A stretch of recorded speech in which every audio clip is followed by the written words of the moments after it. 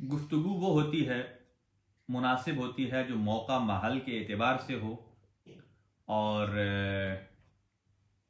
आज की गुफ्तगू अगरचे उलूम कुरान के हवाले से मारूज़ात आपकी खिदमत में गोशगुजार कर रहा हूँ, लेकिन चूँकि आजकल हज़रात अहले बैत अलैहिमुस्सलातु वस्सलाम की फ़जीलत और उनके फ़ज़ाइल और उनके मनाक़िब, उनको बड़ी ही शिद्दत के साथ उनमें कमी वाक़ई की जा रही है। और आइम्मा ताहरीन अलैहिमुस्सलातु वस्सलाम और अहले बैत अतहार अलैहिमुस्सलाम कि जिनको अल्लाह परवरदिगार आलम ने वो फ़जीलतें अता की हैं, वो मकाम अता किए हैं कि जिनको अल्लाह ने रहती दुनिया तक कुरान मजीद में मोहम्मद व आले मोहम्मद अलैहिमुस्सलातु वस्सलाम का कसीदा बनाकर कुरान मजीद में लिख दिया है। अभी किसी को अगर आइम्मा ताहरीन अलैहिमुस्सलातु वस्सलाम के फ़ज़ाइल से खुशी होती है तो वो कुरान मजीद और कुरान सामित और कुरान नातिक दोनों से खुशहाल रहेगा। और अगर किसी को इन ज़वात मुक़द्दसा की इस फजीलत से तकलीफ़ हो रही है तो वो एक दो दिन की तकलीफ़ नहीं है, वो जब तक कुरान बाकी है, जब तक खुदावंद आलम की ज़ात बाकी है, खुदावंद आलम ही ने नाज किया है और इन हस्तियों को खल्क करके। और उस एतबार से आज हमारी गुफ्तगू है शान नुज़ूल के एतबार से। उलूम कुरान में एक सब्जेक्ट है जिसका नाम है शान नुज़ूल, यानी कुरान मजीद की जो आयात हैं उनका कोई ना कोई शान नुज़ूल है।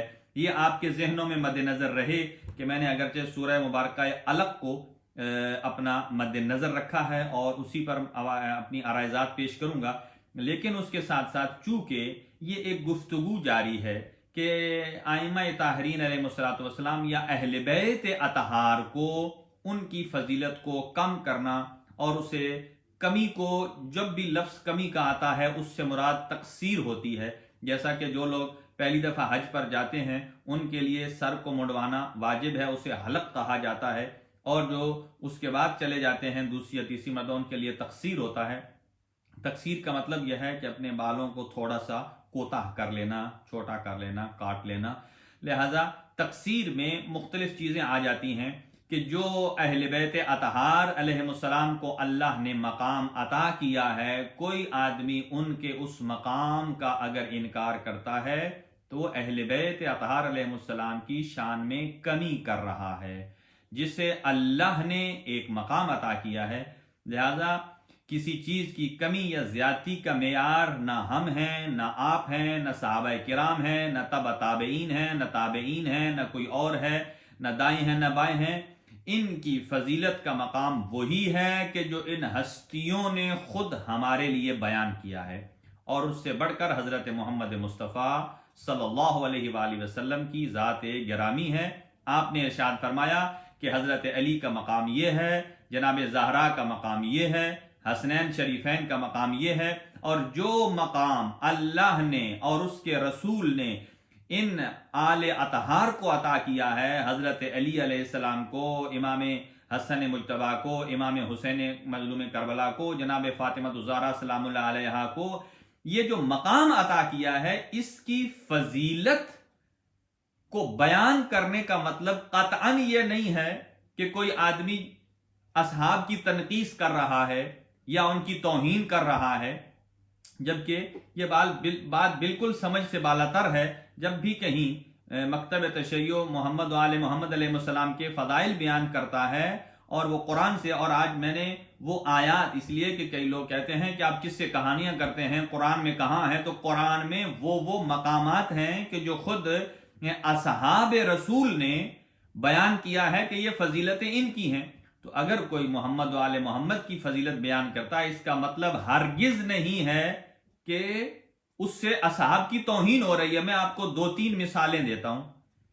पहली मिसाल यह है कि अल्लाह परवरदिगार आलम ने 1,24,000 अंबिया को भेजा इंसानियत की हिदायत के लिए, और उनमें से पहले हजरत आदम अलैहिस्सलाम हैं اور سیکنڈ لاسٹ حضرت عیسیٰ علیہ السلام ہے، اور لاسٹ حضرت محمد مصطفیٰ صلی اللہ علیہ وآلہ وسلم کی ذات گرامی ہے، اور آپ کا نام ہے خاتم الانبیاء، سید الانبیاء، سید المرسلین، یعنی آپ انبیاء کے سردار ہیں، آپ رسولوں کے سردار ہیں۔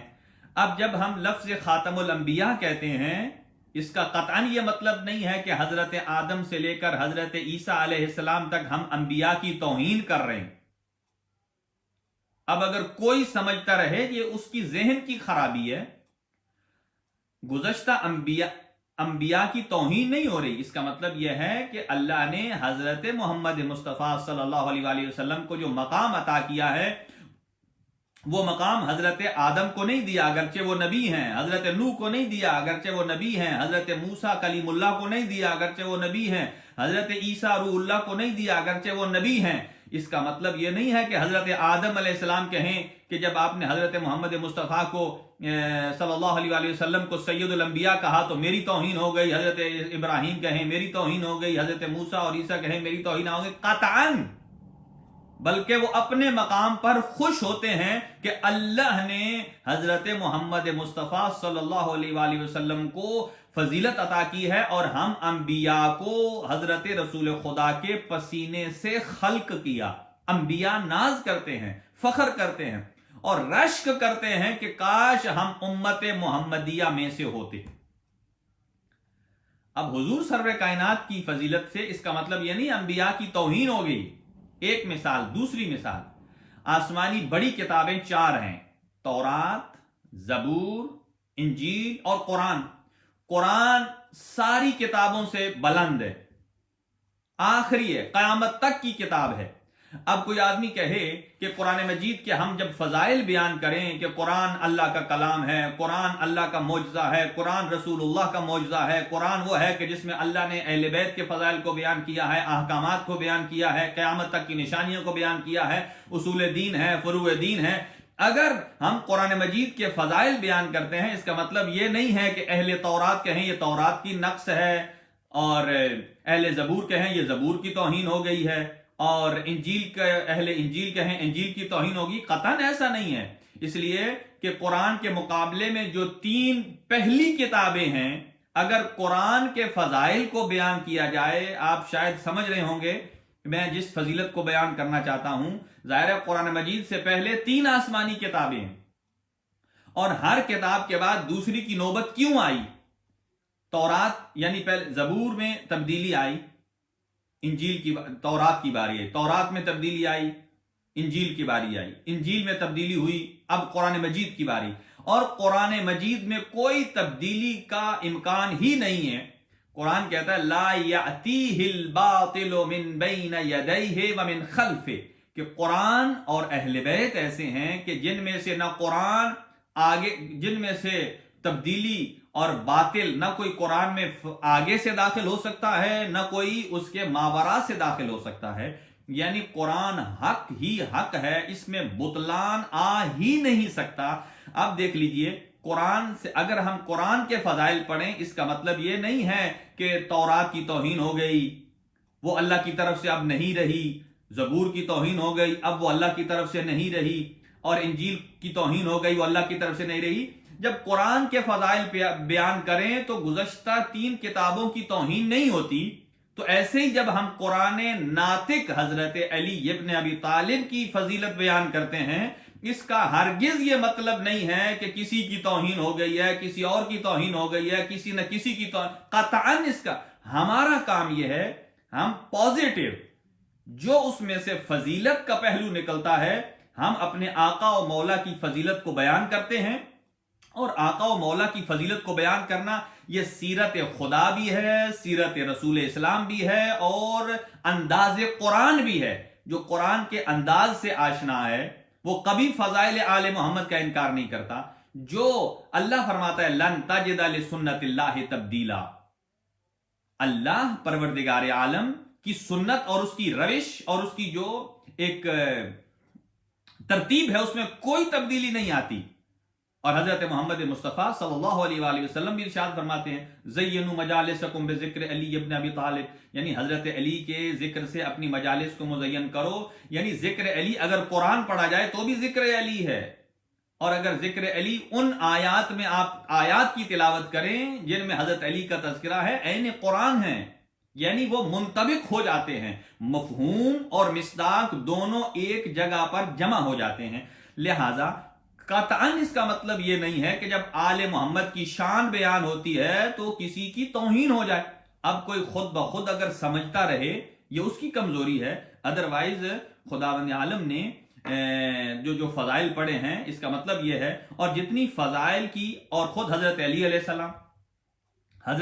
السلام 4 بھائی تھے، اور ان میں سے باقی 3 بھائی حضرت علی علیہ السلام کے جو ہیں، اب فضائل حضرت علی علیہ السلام کے زیادہ ہیں، اور باقی بھائیوں نے قطعاً یہ نہیں کہا بھائی یا رسول اللہ سے جا کر شکایت کی ہو یا رسول اللہ آپ حضرت علی کے فضائل نہ پڑھیں، اگرچہ وہ ہم سے چھوٹا ہے اور آپ اس کی فضیلت بیان کرتے ہیں تو ہماری توہین ہوتی ہے. تو حضرت علی علیہ السلام کے بڑے بھائیوں کو بھی یہ اعتراض نہیں ہے، اس لیے کہ وہ جانتے ہیں کہ عدل اسی چیز کا نام ہے کہ جو صاحب فضیلت ہے اسے وہ فضیلت دی جائے، اور جو جس فضیلت کا مستحق نہیں ہے اسے نہ دی جائے، یہی عدل ہے.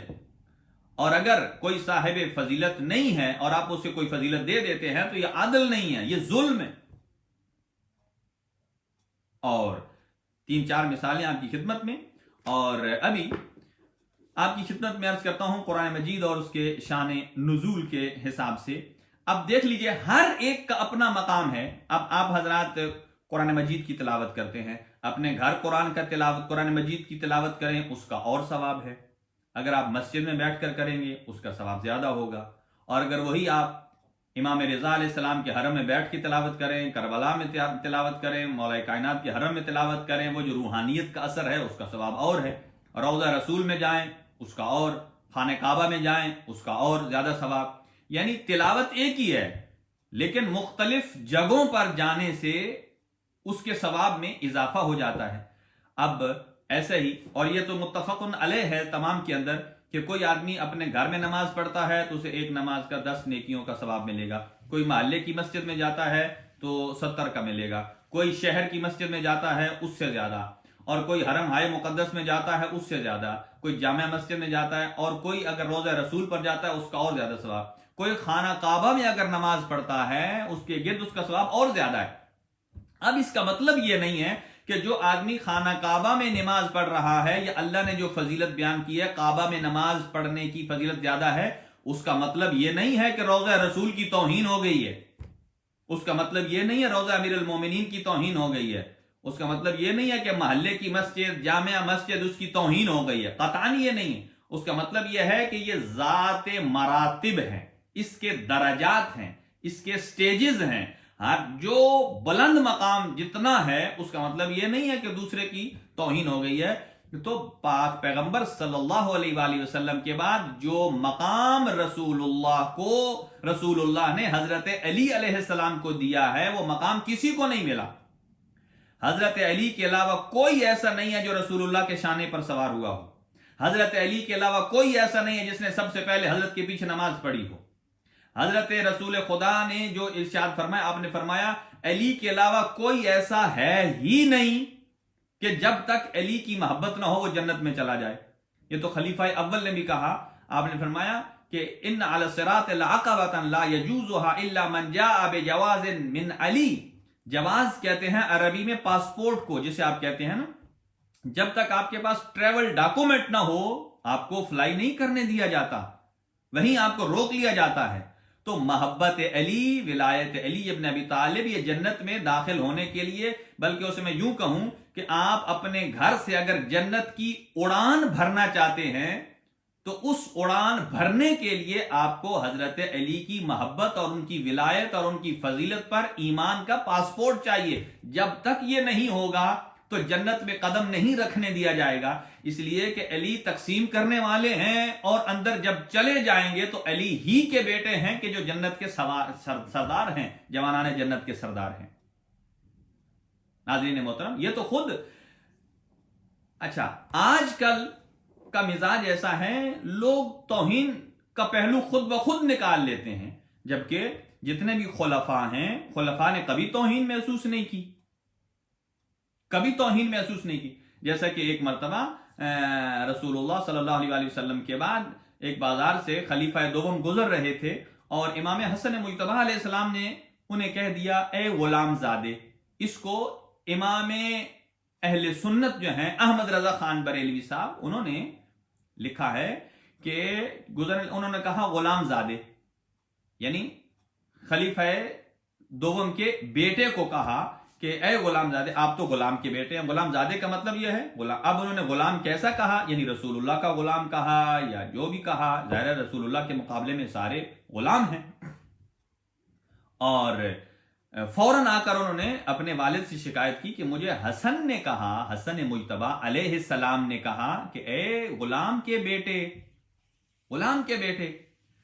تو اب بجائے اس کے کہ خلیفہ دوم اپنے بیٹے کی بات پر آگ بگولا ہوں، غصے میں آئیں اور امام حسن کی جا کر انسلٹ کرے، نہیں، انہوں نے نہیں کیا، قطعاً نہیں کیا۔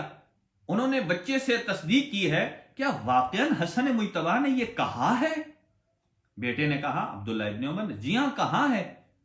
تو کہا پھر ایسا ہے، اگر وہ کہہ چکے ہیں تو ان سے کاغذ بھی لے جاؤ، قلم بھی، اور لکھوا کر لے آؤ۔ یہ دیکھ لیجئے، یہ خلیفہ دوم نے کوئی توہین محسوس نہیں کی۔ یہ آج کل ایک مزاج ایسا ہے، اور جو اسلامی بھائیوں کے اندر، جو امت مسلمہ کے اندر ایک اتحاد کی فضا ہے، ایک اتفاق کی فضا ہے، اور وہ اتفاق اور اتحاد کی فضا کیسی ہے کہ اللہ پروردگار عالم سب کا رب ایک ہے، رسول اللہ سب مسلمانوں کے رسول اللہ صلی اللہ علیہ وآلہ وسلم، حضرت محمد مصطفیٰ صلی اللہ علیہ وآلہ وسلم، خانہ کعبہ سب کا ایک ہے، یعنی کہ سارے کعبۃ اللہ میں جا کر حج بیت اللہ ادا کرتے ہیں، روضہ رسول کی طرف سارے اکٹھے جاتے ہیں، اور حضرت امیر کائنات کی ذریعہ اقدس پر سارے مسلمان جاتے ہیں۔ اور آپ جب اربعین کربلا دیکھتے ہیں تو وہاں صرف کوئی امام حسین تشیع کے امام نہیں ہیں، اہل سنت کے امام آتے ہیں، اہل سنت کے جتنے لوگ ہیں وہ امام حسین کے اربعین میں شامل ہوتے ہیں پوری دنیا سے۔ اب تو یہ اربعین عالمی بن گئی ہے، یعنی انٹرنیشنل اربعین بن چکی ہے۔ تو اب اس وقت جو سوشل میڈیا پر امت مسلمہ کے اندر ایک تضاد کی کیفیت، ایک انتشار کی کیفیت کو پیدا کیا جا رہا ہے، یہ بالکل درست نہیں ہے، اور یہ ائمہ طاہرین کی سنت کے خلاف ہے، اور اصحاب کرام، اصحاب کبار، یعنی جو بڑے بڑے اصحاب ہیں، ان کی سیرت اور ان کے طرز تفکر کے بھی خلاف ہے۔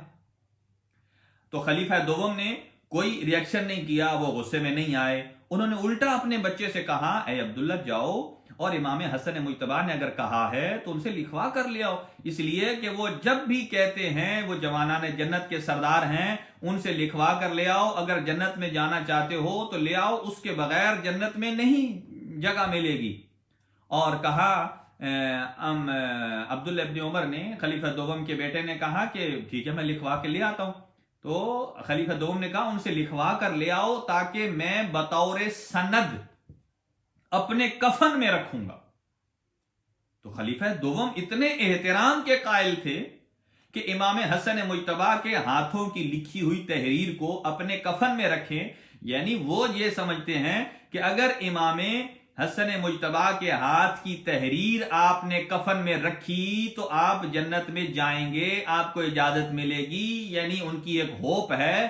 تو لہذا، اور اگر کسی کے دل میں امام حسن کی محبت ہو، کسی کے دل میں امام حسین کی محبت ہو، کسی کے دل میں جناب فاطمہ الزہرا، اور یہی تو فضیلت ہے، جو دل میں جو محبت کرتا ہے اس کا اعتراف کرتا ہے، اس کا اقرار کرتا ہے۔ لہذا پوری امت مسلمہ، اور چنانچہ، اور یہاں بات میں ادھوری چھوڑ دوں گا کہ جب خلیفہ دوم نے کہا کہ لکھوا کر لے آئیے، یعنی میں اس بات پر کیوں زور دے رہا ہوں کہ خلیفہ دوم نے کوئی ریاکشن نہیں کیا، وہ اسے توہین نہیں سمجھ رہے، وہ اپنے لیے ایک فضیلت سمجھ رہے ہیں، وہ اپنے لیے ایک شرف سمجھ رہے ہیں۔ اگر امام حسن مجتبی لکھ دیں تو ان کے لیے بخشش کا سامان ہو سکتا ہے، اور جب لکھوانے کے لیے گئے تو خلیفہ دوم کے بیٹے نے کہا اچھا اگر حسن مجتبی کے ہاتھ کی لکھی ہوئی سند اتنی ہی ویلیویبل ہے، اتنی ہی زبردست ہے، تو میں لکھوا کر اپنے کفن میں کیوں نہ رکھوں،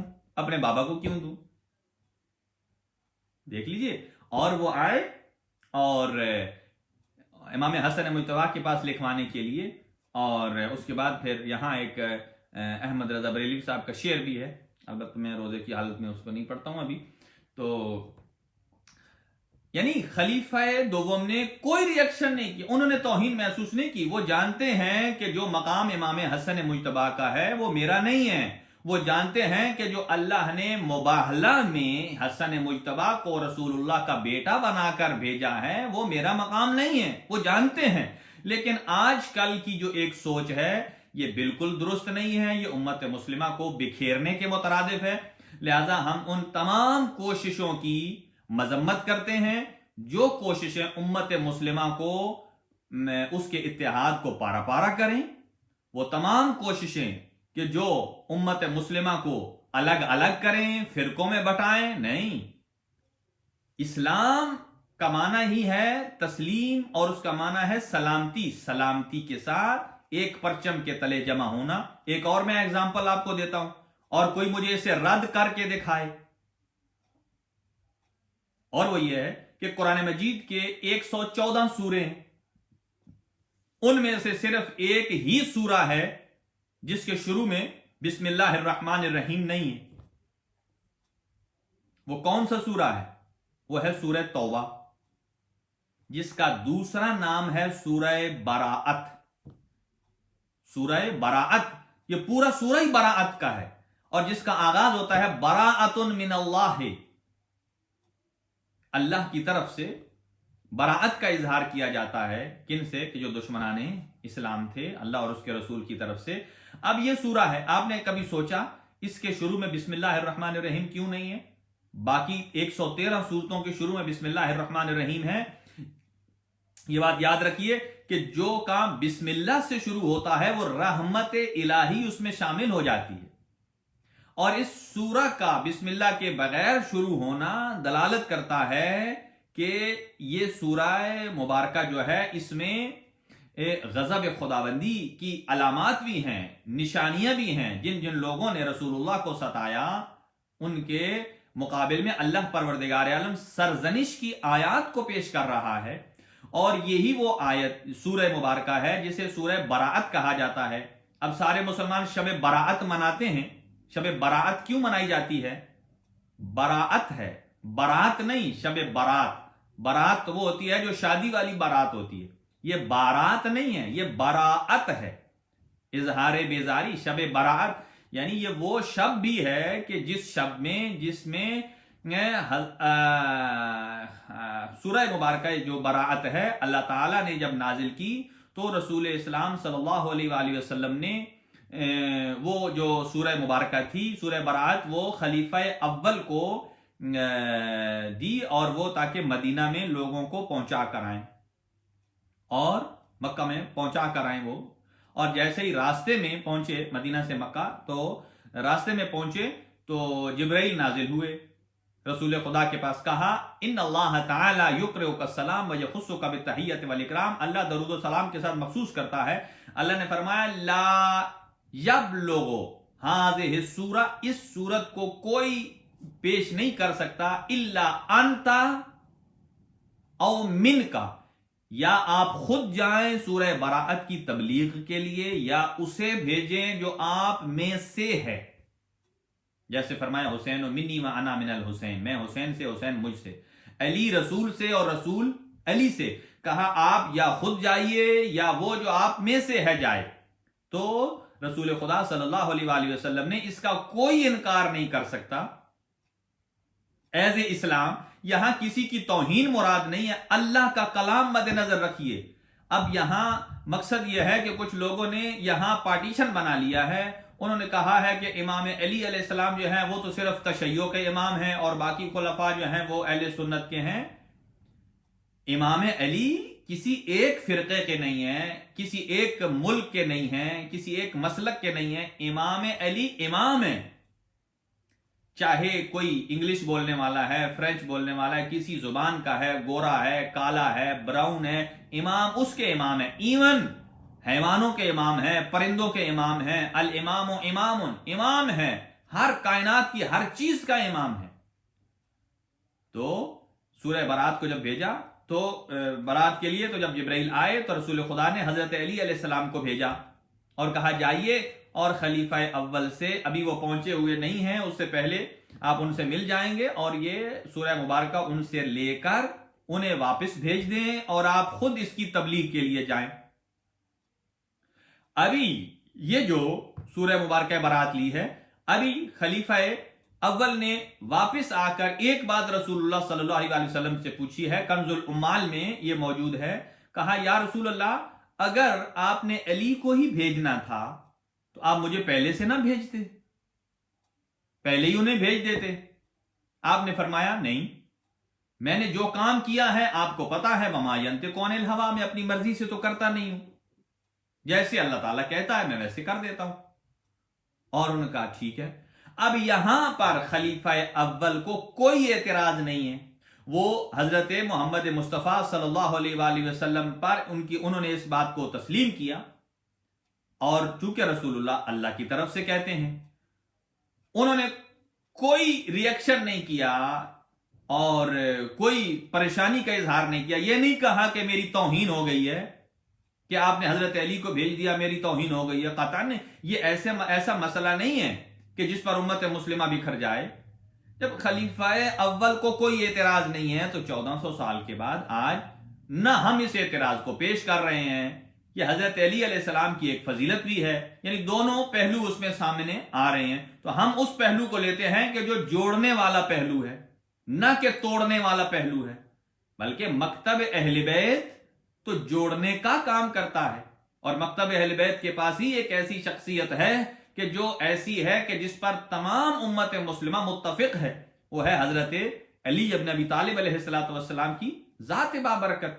لہذا قرآن مجید میں جتنے فضائل بیان کیے گئے ہیں، اور ہر امام نے، یعنی چاہے امام اعظم ہوں، امام ابو حنیفہ ہوں، امام شافعی ہوں، انہوں نے جو فضائل بیان کیے ہیں، اب اس کی میں ایک مثال آپ کی خدمت میں رکھ دیتا ہوں، اور وہ یہ ہے، یہ ایک آیہ مجیدہ کو میں پیش کروں گا، شاید اتنا وقت رہے، کہ کچھ ایسی خصوصیات ہیں جو دیگر اصحاب کی نہیں ہیں.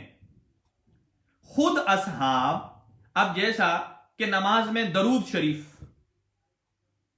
اب نماز میں جو درود شریف پڑھنا ہے وہ درود شریف اللہم صلی علی محمد و آل محمد، یا محمد و علی آل محمد، جس طرح ہمارے برادران پڑھتے ہیں. رسول پاک پر درود ہے اور ان کی آل پاک پر توہین درود ہے. اب یہ درود اگر کوئی اہل سنت کا ہے وہ بھی پڑھتا ہے، اہل تشیع کا ہے وہ بھی پڑھتا ہے، حنفی ہے، مالکی ہے، شافعی ہے، حنبلی، جو بھی ہے پڑھے گا، چونکہ یہ ایک ایسی چیز. اچھا، اگر کوئی درود نہ پڑھے، اگر کوئی مثال کے طور پر مثلا حضرت ابو ذر غفاری صحابی ہیں، اگر کوئی العیاذ باللہ، یعنی کہ میں اس کے ساتھ کہہ رہا ہوں مثال میں تسامح نہ ہو، کہ اگر کوئی حضرت ابو ذر پر صلوات پڑھے نماز میں، ظاہر ہے وہ صحابی ہیں، قبول نہیں ہے، اس لیے کہ ہم نے وہ کام کرنا ہے جسے اللہ نے قرآن میں کہا ہے، اور سارے مسلمان اس پر ایگری کرتے ہیں. اور اس میں مختلف، میں ایک دو روایات پڑھ دیتا ہوں آپ کی خدمت میں، اور مجھے ایک کلام جو ہے امام شافعی کا، اب دیکھ لیں امام شافعی آج سے کتنا عرصہ پہلے گزر چکے ہیں، اور انہوں نے جو کلام لکھا وہ کلام آج بھی ان کے مزار کے اندر لکھا ہوا ہے. امام شافعی تو فضیلت بیان کر رہے ہیں آل محمد کی. اب آل محمد کی فضیلت، امام شافعی کے ساتھ بھی یہی سلوک ہوا. امام شافعی محمد و آل محمد کے فضائل بیان کر رہے تھے، اور لوگوں نے امام شافعی کو بھی کہنا شروع کر دیا یہ رافضی ہو گئے، یہ اصحاب کی توہین کرنے والے. تو امام شافعی کہاں جائیں؟ کوئی جو حق بیان کرتا ہے، اس کا مطلب یہ نہیں ہے کہ اصحاب کی توہین. اصحاب کا اپنا مقام، آل کا اپنا مقام، جو مقام آل کا ہے وہ کسی اور کا ہو نہیں سکتا. इसलिए कि कुरान मजीद उस पर दलालत करता है, न कोई रिवायत है, न कोई कहानी है, न कोई किस्सा है।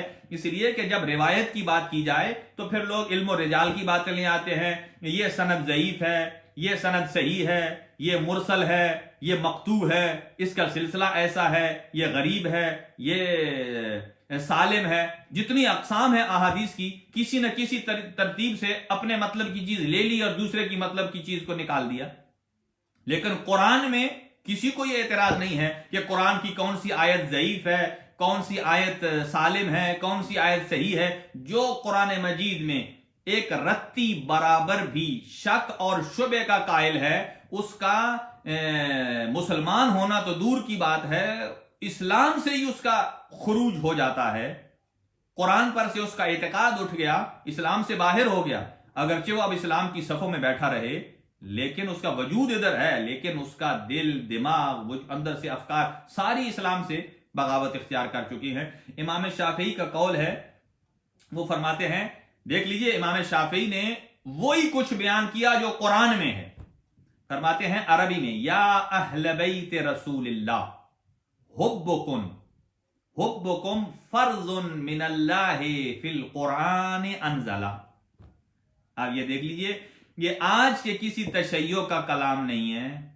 ये जो आजकल रमजान ट्रांसमिशन होती है, किसी शिया आलम दीन का कलाम नहीं है, किसी अल्लामा का कलाम नहीं है, किसी फहामा का कलाम नहीं है, किसी का नहीं। इमाम शाफई और उनका अहले तशय्यो से कोई ताल्लुक नहीं है, अहले तसन्नुन के हैं।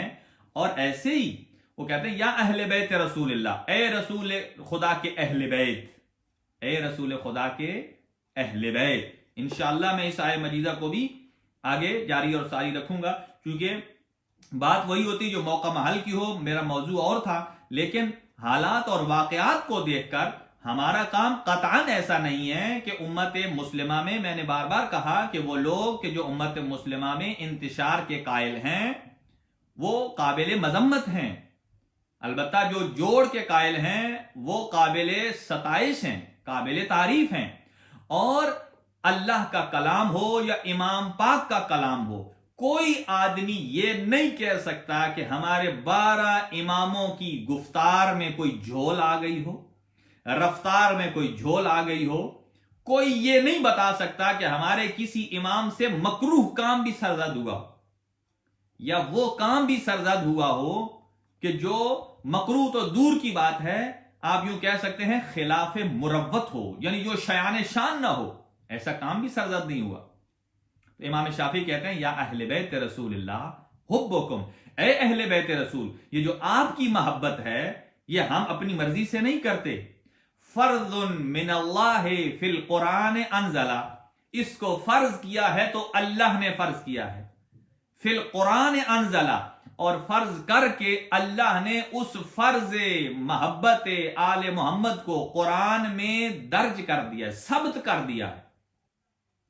कुल ला अस्अलुकुम अलैहि अजरन इल्लल मवद्दत फिल कुर्बा, ये कुर्बा की मोहब्बत फरमाते हैं फर्जुन मिनल्लाह, अल्लाह की जानिब से फर्ज है।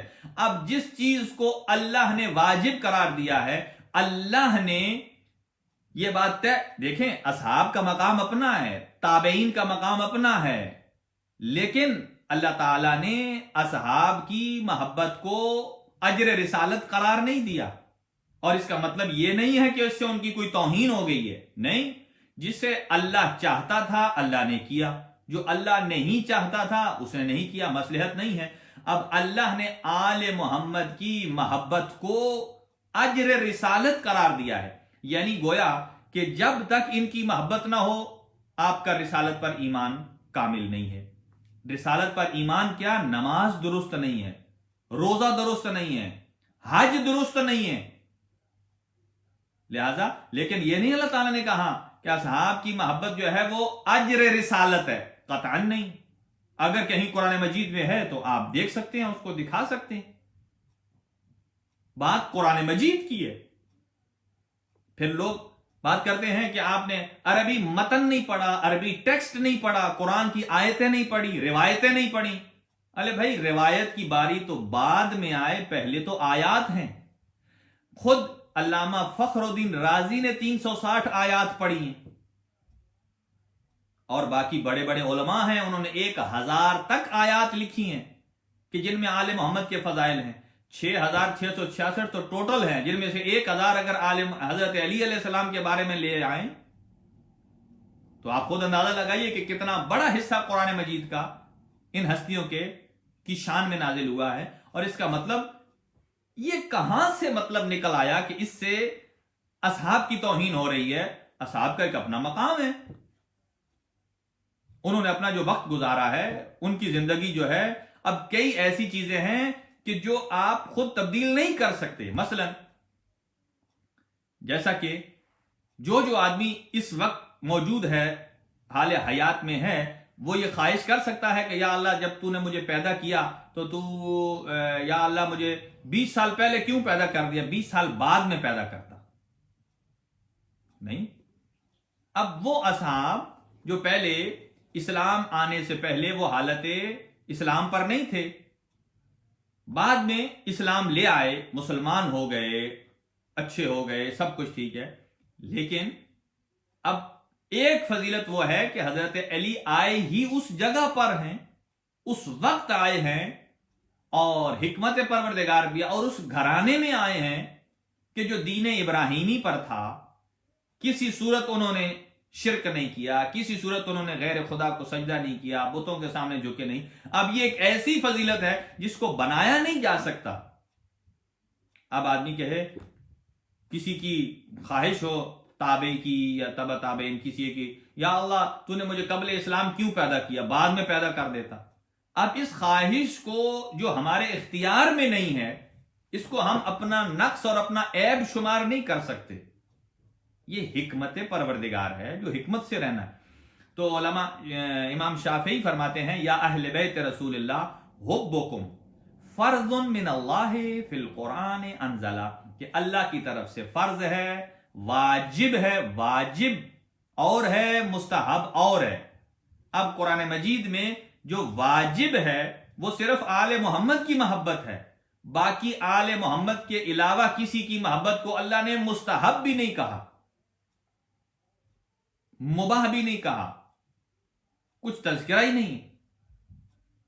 البتہ اب آپ کیا کہہ سکتے ہیں؟ کیا قرآن مجید میں ساری آیات لوگوں کی فضیلت میں ہیں؟ نہیں، کچھ ایسی ہیں کہ جو مذمت میں بھی ہیں۔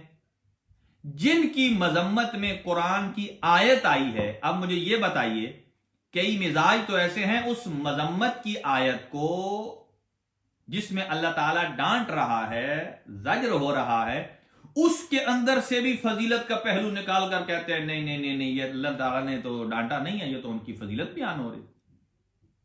امام شافعی کہتے ہیں، یا اہل بیت رسول اللہ حبکم فرض من اللہ، اللہ کی طرف سے فرض ہے۔ اب اللہ کے ساتھ کون جھگڑا کرے جا کر؟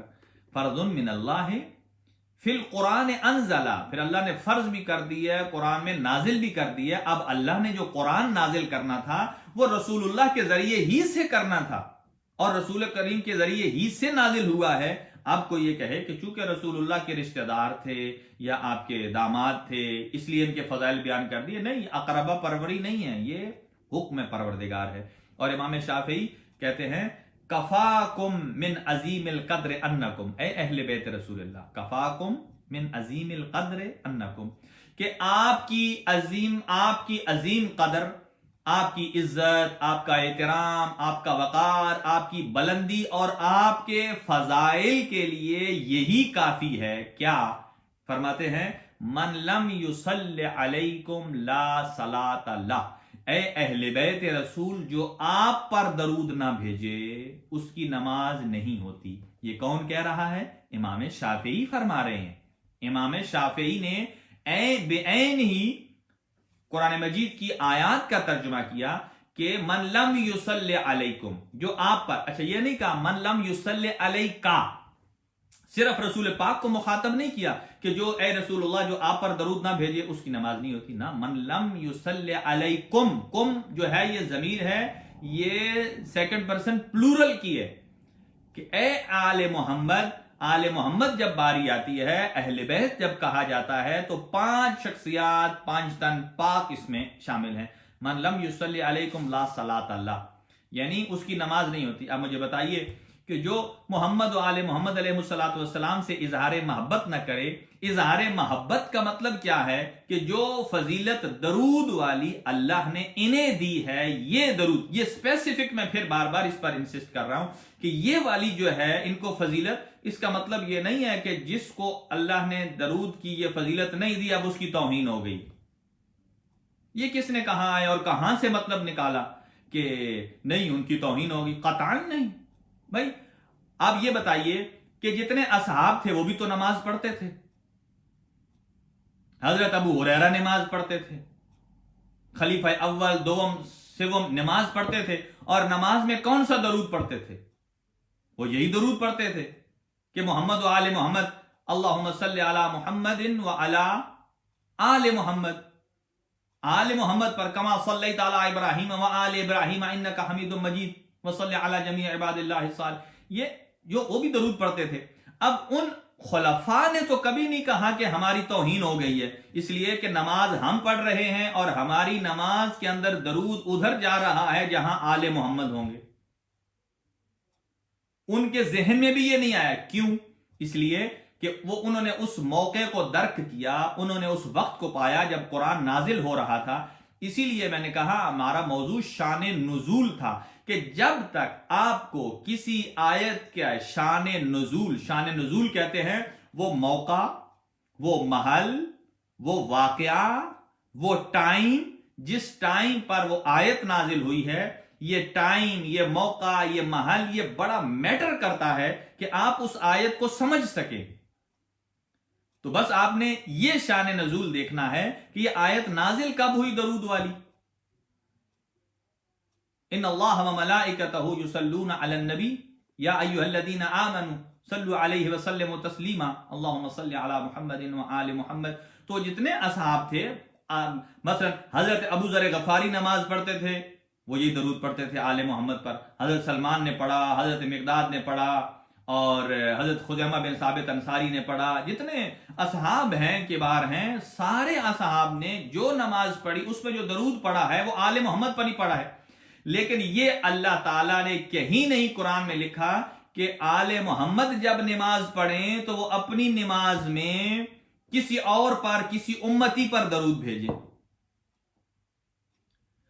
جب یہ نہیں کہا، اس کا مطلب یہ ہے کہ اگر امت اس قابل ہوتی کہ وہ لائق درود ہوتی، لائق سلام ہوتی، تو اللہ آل محمد سے کہتا کہ آپ اپنی نماز میں امت پر درود بھیجے۔ میں نے امت کا لفظ عام استعمال کیا ہے تاکہ کسی کے ذہن میں یہ نہ جائے کہ اصحاب کا لفظ آ رہا ہے، تابعین کا لفظ آ رہا ہے، تبع تابعین پر لفظ آ رہا ہے، امت پہ کہا ہے۔ تو آل محمد کو اللہ نے حکم نہیں دیا اسپیسیفک کہ آپ جب نماز پڑھیں تو آپ امت پر درود بھیجیں، نہیں، یہ ون سائیڈڈ ہے۔ جب امت کی باری آئی تو کہا ان اللہ و ملائکتہ، اللہ اور اس کے ملائکہ درود پڑھتے ہیں، یصلون علی النبی، آپ بھی درود پڑھیں، صلو علیہ وسلموا تسلیما، آپ بھی درود پڑھیے۔ تو لہٰذا اصحاب کے لیے ہے کہ آپ وہ درود پڑھیں، اور اصحاب پڑھتے تھے۔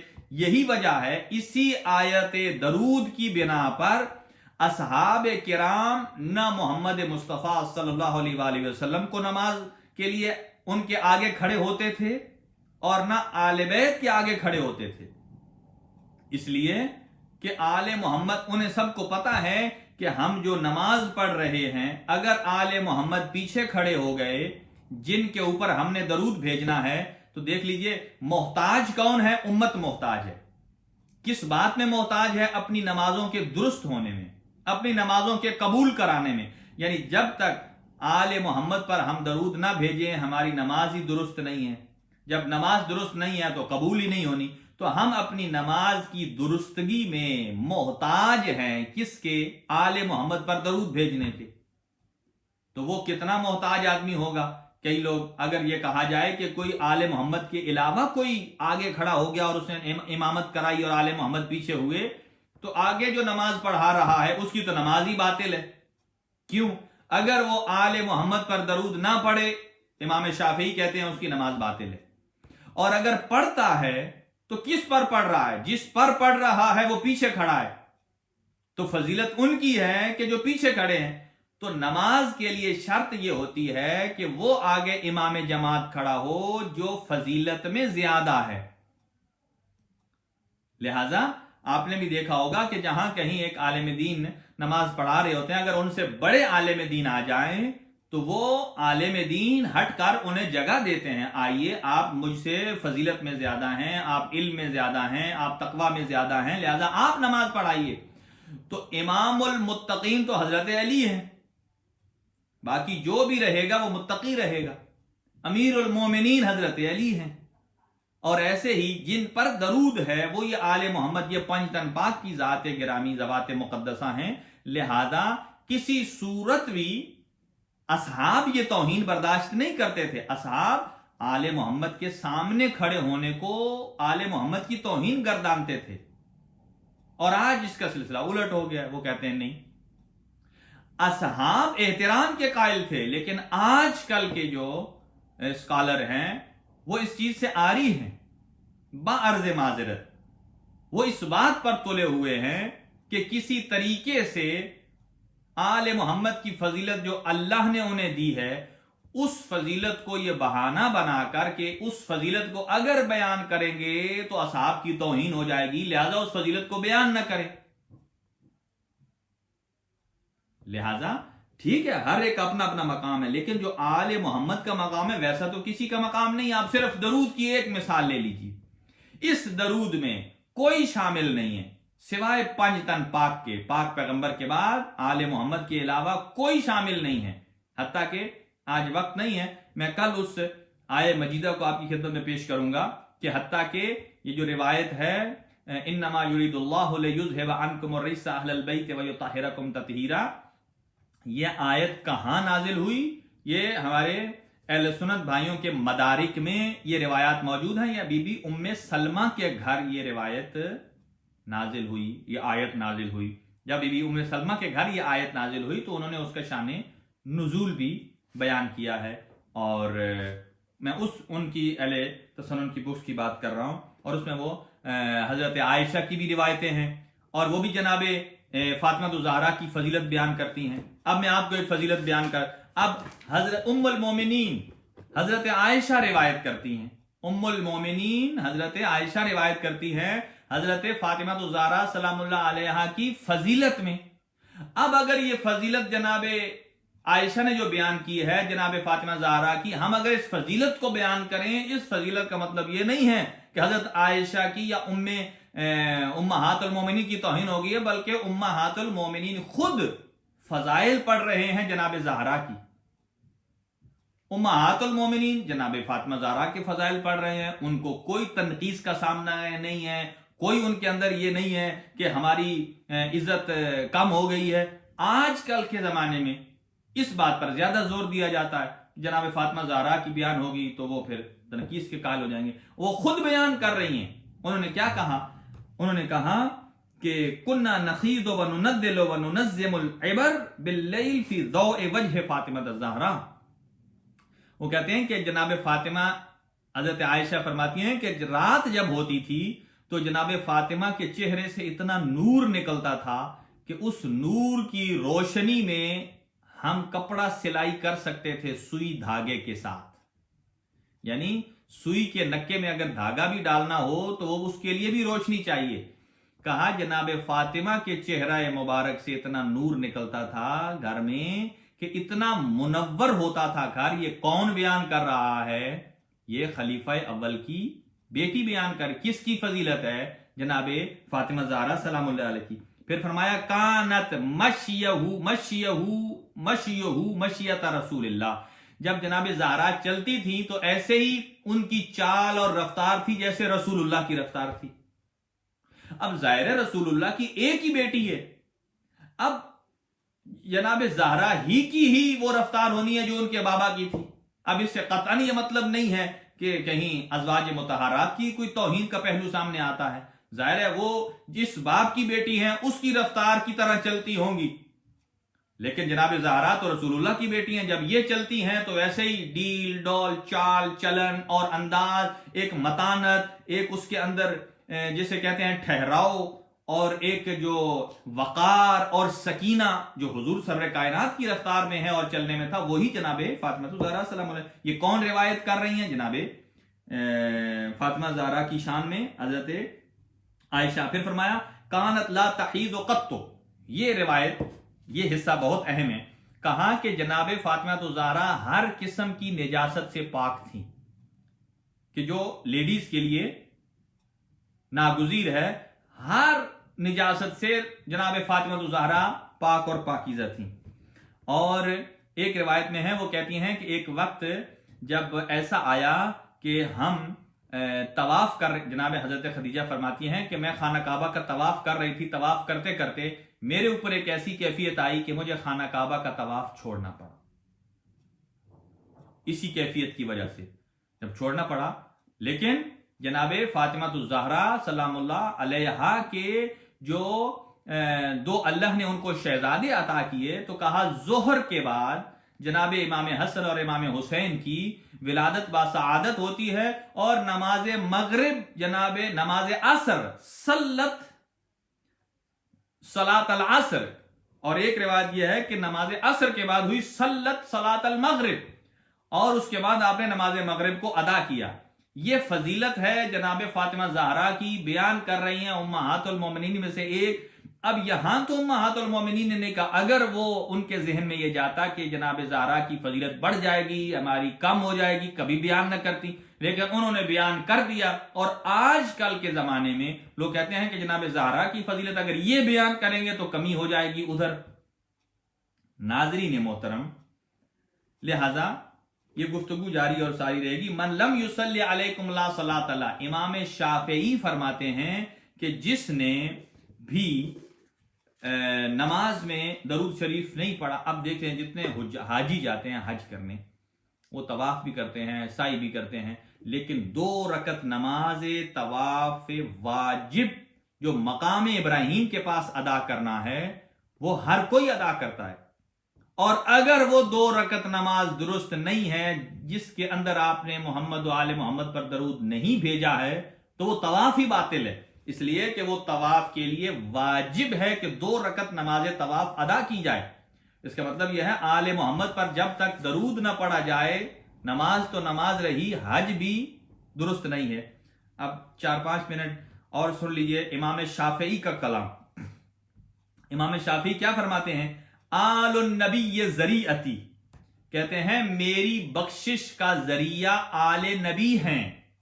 امام شافعی فرماتے ہیں آل نبی کے کہنے کا مطلب یہ ہے کہ انہوں نے، اس کا مطلب یہ نہیں ہے جو آل نبی کے علاوہ ہیں وہ بیٹھ کر رونا شروع کر دیں، وہ کہیں نہیں ہماری توہین ہو گئی ہے، امام شافعی نے ہمیں کیوں شامل نہیں کیا. آل النبی ذریعتی، آل نبی جو ہیں وہ میرے لیے نجات کا ذریعہ ہیں. پھر فرماتے ہیں وَهُمْ إِلَيْهِ وَسِيلَتِي، اور وہی میرا وسیلہ ہیں. وَابْتَغُوا إِلَيْهِ الْوَسِيلَةَ، ظاہر ہے وَابْتَغُوا إِلَيْهِ الْوَسِيلَةَ کی آیت کو امام شافعی نے بھی پڑھا. جب امام شافعی نے اس آیت مجیدہ کو پڑھا تو پھر انہوں نے یقین مانا کہ آل محمد کے بغیر میری نجات کا وسیلہ نہیں ہے. لہذا وہ اپنے اشعار میں فرماتے ہیں وہ میری نجات کا ذریعہ بھی ہیں اور میرا وسیلہ بھی ہیں. اور آگے بات سنیے گا، یہ امام شافعی فرماتے ہیں، آج کل کے اسکالر نہیں. امام شافعی نے کیا کہا؟ ارجو بہم آتا غدن، کہ انہی کے صدقے، انہی کے وسیلے سے مجھے امید ہے. ارجو، میں امیدوار ہوں، بہم آل محمد کے وسیلے سے، آتا غدن، کہ اللہ تعالیٰ یعنی کل قیامت کے دن اللہ مجھے عطا کرے گا کیا؟ بیدی الیمین صحیفتی، میرے ید کہتے ہیں ہاتھ کو، یدی میرا ہاتھ، یمین دایاں، کہ انہی کے صدقے اللہ میرا نامہ اعمال میرے دائیں ہاتھ میں عطا کرے گا. اللہ اکبر. امام شافعی کو سلام ہے. امام شافعی نے کتنا خوبصورت کلام پیش کیا. اور امام شافعی کو اگر آپ تابع نہ کہیں، تابعی نہ کہیں، تب تابعین، تب تابعین، تب تابعین، کچھ تو بنتے ہیں اور اپنے مکتب کے ریپریزنٹیٹیو ہیں اور پریزنٹ کرتے ہیں، امام ہیں. کچھ لوگ ان کو فالوورز ہیں ان کے بہت سارے، امام شافعی کے ماننے والے. تو امام شافعی اس بات کے قائل ہیں کہ جو آل محمد ہیں وہ اللہ کی بارگاہ میں جانے کے لیے وسیلہ بھی ہیں اور ان پر درود ہمارے نماز کے درست ہونے کا ذریعہ بھی ہے، اور اس کے ساتھ ساتھ اگر کوئی چاہتا ہے قیامت کے دن اس کا نامہ اعمال اس کے دائیں ہاتھ میں ہو تو وہ آل محمد ہی کے ذریعے ممکن ہے۔ اور انہوں نے کہا آل محمد کے علاوہ، اس کا مطلب یہ ہے کہ اگر کوئی ان کے علاوہ جنت میں جانا چاہتا ہے، بھلے کوئی بھی ہو ان کے علاوہ امتی ہو، رسول پاک کے بعد سے لے کر صبح قیامت تک، وہ جب تک ان کی محبت نہیں رکھے گا تو اس کا نام اعمال نہ اس کو دائیں ہاتھ ملے گا، نہ اس کی نماز درست ہوگی، نہ اس کا وسیلہ قرار پائیں گے۔ اور آگے سنیے امام شافعی کیا فرماتے ہیں، فرماتے ہیں اذا فی مجلس نذکر علیا، سنیے گا یہی کیفیت آج کی ہے۔ امام شافعی بیان کرتے ہیں، کہتے ہیں اذا جب، فی مجلس کسی نشست میں، چاہے اس سے مراد آپ وہ لے لیجئے جو آج کل ٹیلی ویژن کے پروگرامز ہوتے ہیں، اور یہ جو ٹیلی ویژن کے جو رمضان ٹرانسمیشن ہے یہ خالصتاً یہ امت مسلمہ کو متحد کرنے کا ذریعہ نہیں ہے۔ ایک وقت ہوتا تھا کہ جب ہر مسلک کے سوالات پوچھے جاتے تھے، ظاہر 5 فقہ ہیں، 5 فقہ کا ایک ایک نمائندہ بیٹھایا جاتا تھا، لوگ سوال پوچھتے تھے، ان کو جواب مل جاتے تھے۔ آج کل ایک دوسرے کو ان چیزوں پر اکسا دیا جاتا ہے کہ جس سے ایک اتحاد کی فضا پارا پارا ہو رہی ہے، اور تمام جو ہیں وہ ایک دوسرے کے ساتھ ہے، اور یہ خود مملکت خداداد پاکستان کے لیے درست نہیں ہے بالخصوص، اور بالعموم امت مسلمہ کے لیے درست نہیں ہے جو ملک سے باہر ہیں، دیگر مقامات پر ہیں۔ اس لیے کہ یہ تو بات طے شدہ ہے کہ جو فضائل اللہ نے آل محمد کو دیے ہیں، اصحاب ان کا اعتراف کرتے تھے۔ جب اصحاب ان کا اعتراف کر رہے ہیں کہ اللہ نے جو فضیلت آل محمد کو دی ہے، تو پھر آج کل کے اسکالرز کو اس کے کہنے میں کون سی ہیزیٹیشن ہے؟ وہ کہتے ہیں نہیں آپ یہی کریں۔ بھائی ہم اصحاب کی بات کو فالو کریں یا آپ کی بات کو فالو کریں؟ اصحاب تو آل محمد کی فضیلت کے قائل ہیں۔ اور پھر فرمایا اذا فی مجلس نذکر علیا، ہم کسی مجلس میں اگر ذکر کریں حضرت علی کا، وہ سبطیہ اور ان کے دونوں بیٹوں کا، حسن اور حسین کا، وہ فاطمہ الزکیہ تھا، اور جناب فاطمہ زکیہ کا اگر ہم تذکرہ کریں، یہ امام شافعی فرماتے ہیں، میرا قول نہیں ہے، وہ شاید اسی زمانے کی طرف اشارہ کر رہے ہوں، کہاں ہم کسی نشست میں اگر ان کے فضائل بیان کریں، حضرت علی علیہ السلام کے، جناب فاطمہ الزہرا کے، حسنین شریفین کے، رسول اللہ کے، تو یقالو، تو ہمیں یہ کہا جاتا ہے کہ تجاوزو یا قوم ھذا، کہ یہاں سے ہٹ جاؤ، اس لیے کہ تم نے ان کے جو مخالف امت تھی ان کی توہین کر دی ہے، جلدی جلدی یہاں سے سمیٹو اور نکلو۔ یہ ایسی بات ہے، میرے جتنے ویورز ہیں، میرے جتنے دیکھنے والے ہیں، سننے والے ہیں، محترم ناظرین ہیں، ناظرات ہیں، آپ ایسی چیزوں کو جب دیکھیں اور اس سے آپ اس بات کا اندازہ لگائیں کہ جو آدمی اس کے پیچھے اس کا مائنڈ اور مغز کار فرما ہے، وہ قطعاً کسی صورت میں امت مسلمہ میں اتحاد نہیں چاہتا، کسی صورت میں امت مسلمہ کو ایک جگہ جمع نہیں دیکھنا چاہتا، اور یہ جو حج کے اجتماعات ہیں یہ امت مسلمہ کے اتحاد کی دلیلیں ہیں۔ یہ روضہ رسول پر صلی اللہ علیہ وآلہ وسلم جو حاضری ہے یہ امت مسلمہ کے اتحاد کی دلیل ہے۔ رسول اسلام کے بعد حضرت علی علیہ السلام کا یہ جو حرم مطہر ہے یہ اس پر پوری امت مسلمہ آ کر حاضری دیتی ہے، اور ایسے ہی امام حسین علیہ السلام کے مزار پر ساری امت آ کر حاضری دیتی ہے۔ اور انشاءاللہ العزیز وہ وقت دور نہیں ہے کہ جب انہی کے فرزند امام زمان تشریف لائیں گے، یہ جو جنت البقیع کا مقام ہے وہاں بھی روضہ جناب فاطمہ الزہرا سلام اللہ علیہ تعمیر ہوگا۔ امت مسلمہ کے جذبات ہیں، وہ چاہتے ہیں جیسے 1907 یا اس سے پہلے جنت البقیع میں رسول اللہ صلی اللہ علیہ وآلہ وسلم کی اکلوتی بیٹی کا ایک مزار تھا، ایسا مزار ہونا چاہیے۔ وہاں امام حسن مجتبی کی قبر مطہر ہے، اور رسول اسلام کی بیٹی کی قبر ہے، امام سجاد علیہ السلام کی ہے، امام محمد باقر علیہ السلام ہے، امام جعفر صادق علیہ السلام کی ہیں، یہ ذوات مقدسہ ہیں۔ انشاءاللہ العزیز چونکہ امت مسلمہ ہر ایک آل محمد میں سے ایک فرد کی کا احترام کرتی ہے. آل محمد نے کسی کو ستایا نہیں ہے بلکہ خود ساری زندگی مظلوم واقع رہے ہیں. اور ابھی وقت نہیں ہے. آل محمد کے علاوہ آپ ہر بندے کو لے لیجئے, اسے کبھی زندگی میں غصہ آیا, کسی کو اس نے تھپڑ مار دیا, کسی کو اس نے کوڑا مار دیا, اسلام کے نام پر سکھانے کے لیے کہ آپ نے یہ کام غلط کیا ہے, کسی نے درہ مار دیا, کسی نے اصحاب کی ہمشیرہ کو مار دیا, اور کسی نے اصحاب میں سے کسی کی بیٹی کو مار دیا. یعنی یہ سارا ہوتا رہا ہے. لیکن آل محمد ایسی ہستیاں ہیں کہ جنہوں نے لوگوں کے ہاتھوں سے تازیانے چھڑوائے ہیں, پکڑوائے نہیں ہیں. کیا مطلب؟ یعنی آل محمد کی یہ سیرت رہی ہے کہ یہ تو وہ ہستیاں ہیں کہ جیسے امام حسن مجتبی علیہ السلام مدینہ سے گزر رہے تھے تو آپ نے کیا دیکھا کہ ایک آدمی ہے, اس کا ہاتھ مفلوج ہے, اس کے ہاتھ کو فالج ہوا ہے, ٹوٹا ہوا ہے, سکڑا ہوا ہے. تو جیسے امام گئے, آپ نے تازیانہ جو آپ کے پاس وہ چابک سا تھا گھوڑے کے لیے, اس کو نیچے پھینکا اور اسے کہا کہ مجھے اٹھا کر دو. اس نے ذہن میں ایک مرتبہ سوچا کہ میرا تو ہاتھ ہی درست نہیں, میں کیسے اٹھا سکوں گا, دوسرا ہاتھ میرا مصروف ہے. کہتا ہے کہ میں نے تھوڑی دیر کے لیے سوچا کہ چلو میں کوشش تو کرتا ہوں. جیسے ہی میں نے اس کوشش کے ارادے سے نیچے جھکا ہوں, میں نے کیا دیکھا, میرا ہاتھ درست ہے. میں نے اپنے ہاتھ سے وہ اٹھایا, میں حیران ہو گیا کہ میرا ہاتھ درست. یہ وہ ہستیاں ہیں کہ جو اپنے تازیانے کو کسی کے لیے, اپنے چابک کو کسی کے لیے اس لیے رکھتے ہیں کہ کسی کو ہدایت دے دیں, کسی کو شفا دے دیں, کسی کی شفا کا جو باعث بنتے ہیں. یہ معجزات صرف آل محمد کے ساتھ مخصوص ہیں. آل محمد کے علاوہ جتنے بھی ہیں, چاہے جو بھی ہے, میں اب اسی لیے نام نہیں لے رہا کہ پھر کسی کی دل آزاری ہو جاتی ہے کہ ان کے علاوہ امت میں سے کوئی بھی ہے, کسی نے کوئی معجزہ نہیں دکھایا. کرامت اور ہے, معجزہ اور ہے. کرامات اور ہوتی ہیں, معجزات اور ہوتے ہیں. اور ساری دنیا کے ولی اللہ جتنے بھی ولی ہیں وہ حضرت علی کی اس جبہ ولایت سے ہی تو ولی بنتے ہیں. اور اگر حضرت علی علیہ السلام کے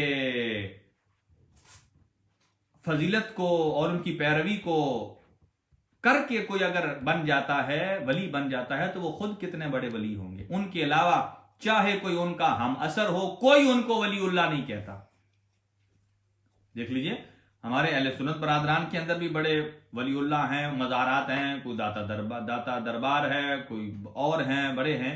لیکن ولی اللہوں میں یہ بعد کے ہیں, لیکن رسول اسلام کی حیات کے فوراً بعد آپ کو کہیں کوئی ولی نہیں ملے گا, کہیں آپ کو ولی نہیں ملے. اس کا مطلب ہے کہ ولایت اس زمانے میں اگر کسی کے چرچے تھے تو وہ صرف حضرت علی ابن ابی طالب کی ولایت کے چرچے تھے. لہذا 46 منٹ پر ہمارے برسلز میں آج افطار کا وقت ہے, اور میں دعا گو ہوں خداوند عالم امت مسلمہ کے اندر اس کے اتحاد کو پارا کرنے والوں کی سازشوں کو ناکام و نامراد بنائے, اور آل محمد علیہ السلام کی فضیلت کو بیان کرنے کی سب میں جرأت اور توفیق عنایت فرمائے.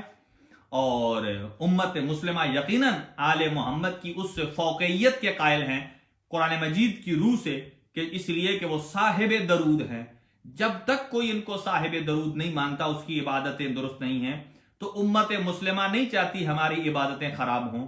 تو امت مسلمہ اپنی عبادتوں کو درست کرنے کے لیے محمد و آل محمد کی فضیلت کی قائل ہے.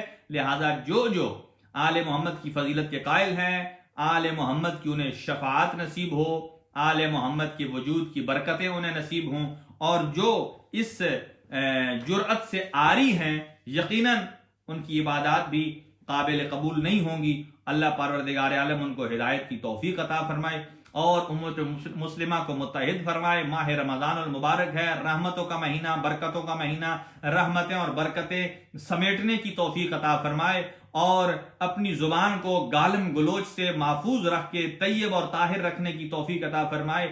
ہم تو ہیں ہی ان ہستیوں کے ماننے والے کہ جو یطہرکم تطہیرا کا مصداق ہیں، اور لہٰذا کسی مکتب تشیع کے عالم دین کی زبان میں کبھی نہ گالی آتی ہے، نہ گلوچ آتی ہے، نہ کبھی ان کسی کے لیے وہ نازیبا الفاظ کا انتخاب کرتے ہیں، اس لیے کہ ہمارے ائمہ طاہرین نے ہمیں یہ سکھایا ہی نہیں ہے۔